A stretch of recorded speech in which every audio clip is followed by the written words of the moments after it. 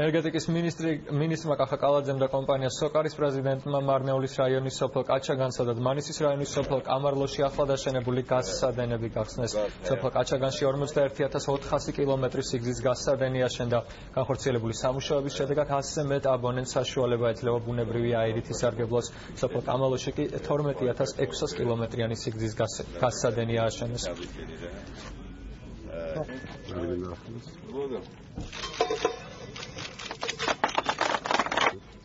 Ელიქშტაბით აქტიურად მიმდინარეობს ამ ტიპის სამუშაოები, ფრონტი პრაქტიკულად ყველა რეგიონში გახსნილია და 2013 წლისთვის, 2014 წლის ბოლოსთვის 80,000 აბონენტი გვეყოლება გაზიფიცირებული და ზოგადად 2015 წლის ბოლოსთვის გეგმავთ საერთოდ გაზიფიცირების სამუშაოები მთელი ქვეყნის მასშტაბით დავასრულოთ.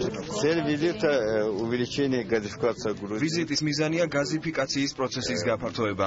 როგორც იცით, კომპანია სოკარმა საქართველოს მასშტაბით ვალდებულებები პირნათლად შეასრულა. კონტრაქტით 150,000 აბონენტისთვის უნდა მიგვეწოდებინა ბუნებრივი აირი. დღეისთვის კი ეს რიცხვი უკვე 180,000 აღწევს.